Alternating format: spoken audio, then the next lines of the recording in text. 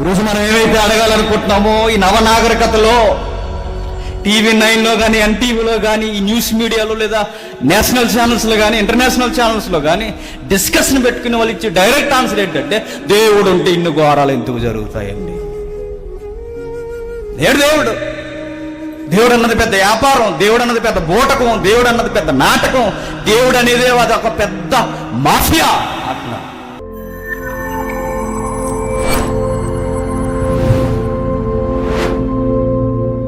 దేవుడు అన్న ఆయన ఉంటే ఇంతగా సమాజంలో పెట్టిరేగిపోతున్న నేరాలు ఘోరాలు జరుగుతున్నప్పుడు దేవుడన్న ఆయన ఉంటే సుప్రీంకోర్టు బెంచ్ మీద కూడా సరైన జడ్జిమెంట్ రావడం లేదు. ఒక పేదలకి పేదవారికి అన్యాయం గురవుతున్నప్పుడు దేవుడు అన్నవాడు ఉంటే ఎందుకు కలగజేసుకోవడం లేదు?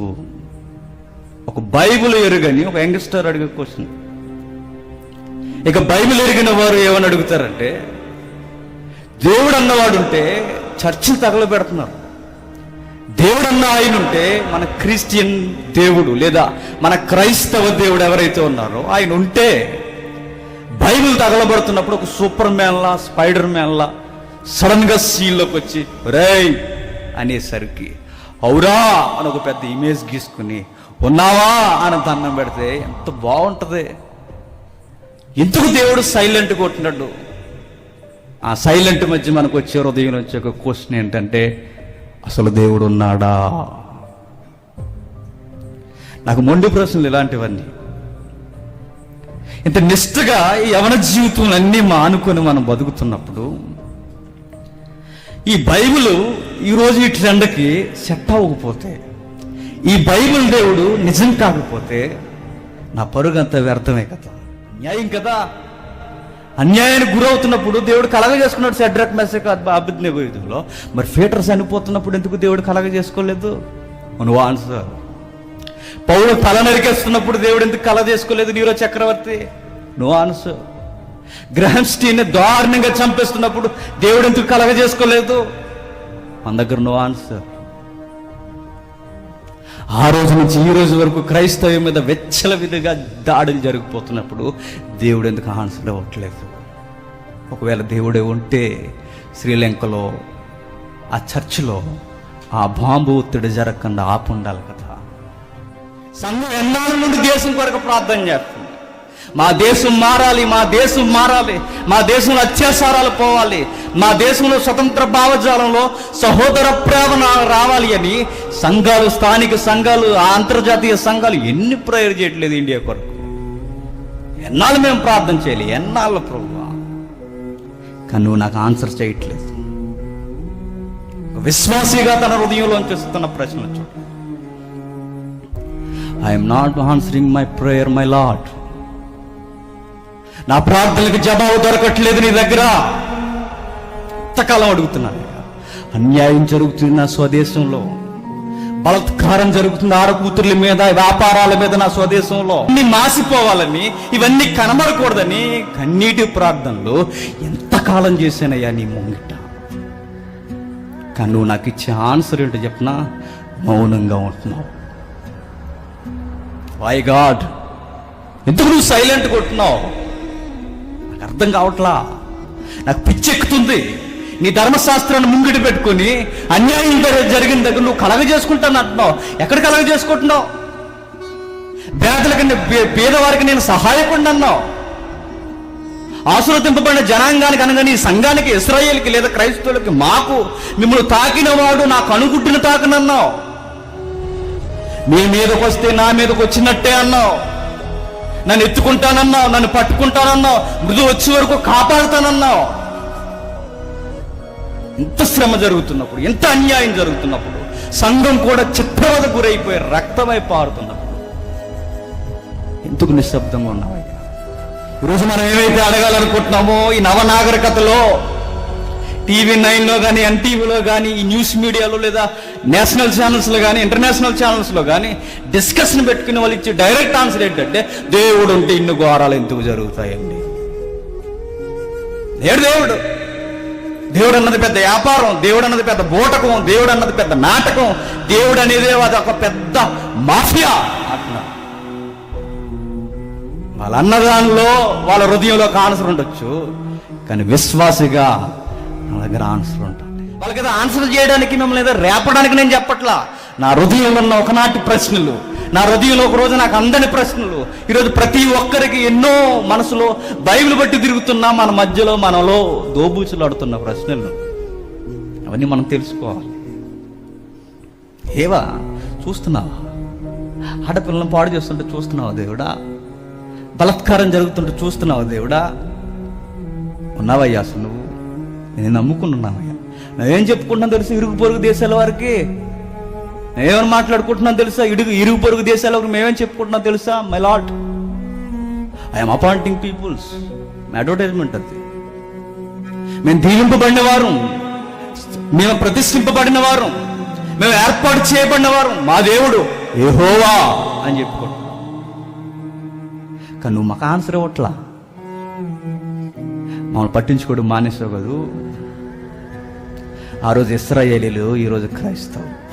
చర్చి ఎంత చిందరవదర అయిపోతున్నప్పుడు ఏమైపోయావు దేవుడు? అర్థమవుతుంది యంగ్స్టర్స్? మీకు అర్థమైతేనే సొసైటీ బాగుంటుంది. మీకు అర్థమైతేనే రేపు క్రిస్టియన్కి ఫ్యూచర్ అనేది ఉంటుంది. నీకే అర్థం అవ్వాలి, మనకే అర్థం అవ్వాలి. బైబిల్లో మనకు తెలిస్తేనే రేపు పొద్దున సంఘానికి ఒక మంచి స్టాండింగ్ ఇవ్వాలి. ఇప్పటికే దొంగలు, మానవతావాదులు, పని కనీసం బైబిల్లో ఉన్న నీతిని కూడా అర్థం చేసుకోలేని వారు రకరకాల గొడవలకు పెద్దపీటలు వేస్తున్నారు. అడిగితే ఏం తెలియదు. ఇలా పళ్ళు బిగించి దేవా చచ్చిపోయేలా ఉన్నానయ్య అంటే దేవుడు అంటాడట, కానీ మరి అంటాడు. అర్థమవుతుందా నీకు? ఇది అన్యాయం, అక్రమం, కత్తి పెట్టడం ఏంటని అడగకూడదంట. అపోస్తులు ఎందుకు బలైపోయారు అనుకుంటున్నారు? యాకోబుని చంపేస్తుంటే పేతురు ఇది అన్యాయం, మనం కూడా ఒక యూనిటీ ఉండాలి, లేవండి నజరేతు నుంచి మనం కూడా ఒక విప్లవం లేపాలి అనలేదట. నెక్స్ట్ నేనేనా అని రెడీ అయిపోయాడట. పౌలు గారిని తల నరికేస్తుంటే చూడండి, క్రైస్తవం వెనకడుగు లేదట. అదంతే. ఆ సాంగ్ మీరు చూడాలి. ఈరోజు ఇన్ని ప్రశ్నలు అడుగుతుంటే ఎప్పుడు ఇంతేనా, ఎప్పుడు అన్యాయమని, విశ్వాసాలు ఎప్పుడు ఫ్రీడమ్ లేదంటే ఎప్పుడు ఇలానే జరుగుద్ది. మిమ్మల్ని వేరలు వేసినట్లుగా, చేపలు ఎత్తుకెళ్ళిపోయినట్లుగా, ఇంకా మీకు పురుగుల్ని వాడుకున్నట్టుగా మిమ్మల్ని వాడుకునేవారు వస్తారు. నువ్వు కనుదృష్టి ఉంచాల్సినది నీ చుట్టూ జరుగుతున్న శ్రమ కాదు. నా దేవుడు ఇవన్నీ అనుగ్రహిస్తున్నాడంటే ఏదో నా నుంచి క్వాలిటీ కోరుకుంటున్నాడు అని అర్థం.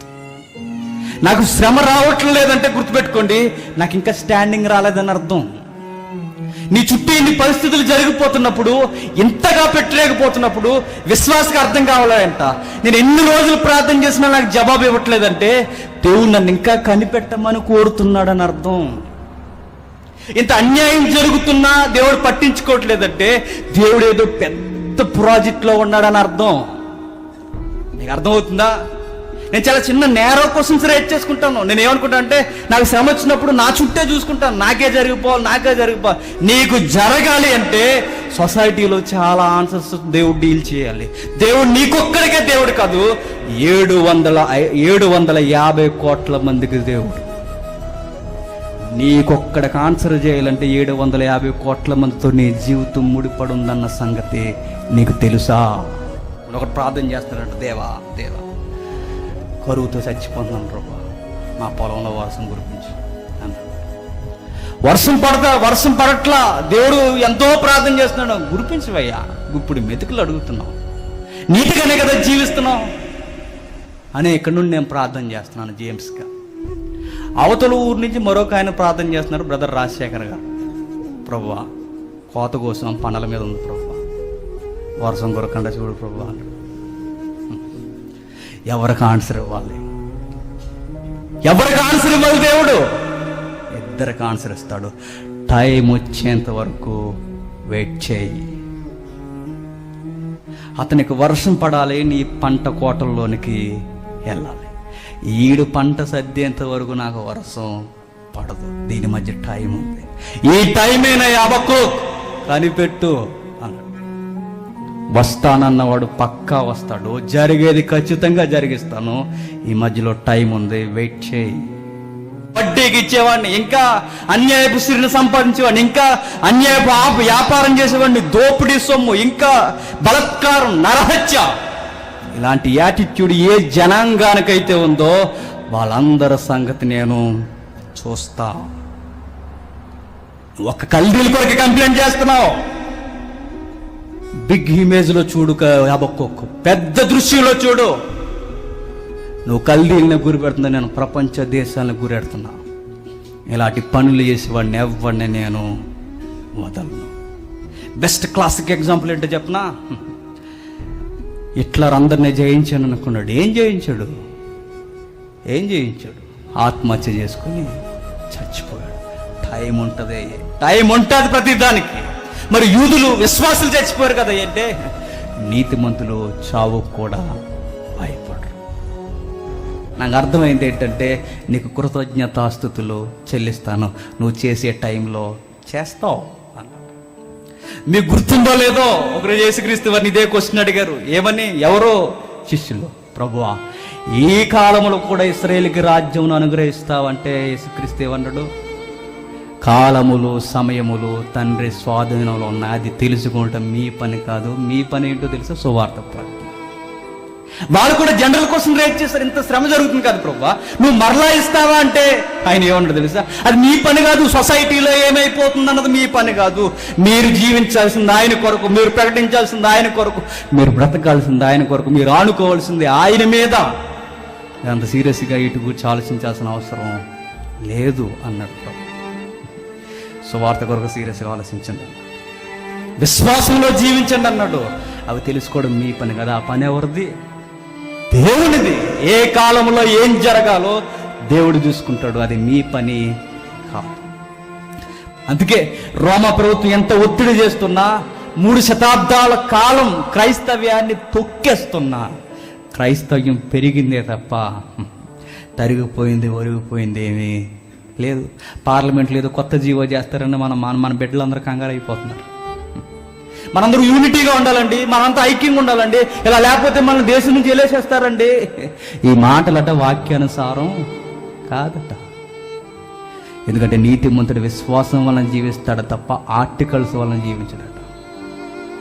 నీతిమంతునికి వాక్యం ఆధారమే తప్ప ఎక్కడో పార్లమెంట్లో చేస్తున్న కొత్త చట్టాలు కాదట.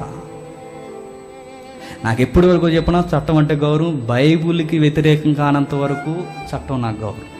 బైబుల్ని కాదని, నా జీవితాన్ని కాదన్నప్పుడు నేను బైబిల్ని కోరుకుంటాను తప్ప చట్టం ముందు అవసరమైతే నా శిరస్సును ఇచ్చేస్తాను. అది విశ్వాసం. మనం దేవుని స్తుతించడం కన్నా గొప్ప కార్యం ఏమీ లేదు. ఆయన చేయాల్సిన టైంలో చేస్తాడు. ఏ టైంలో ఏ దేశం ఎలా ఉండాలో ఆయన చూసుకుంటాడు. విశ్వాసిగా నువ్వు నీతిమంతుడిగా ఉండాలి అంటే విశ్వాసము ద్వారా జీవించు.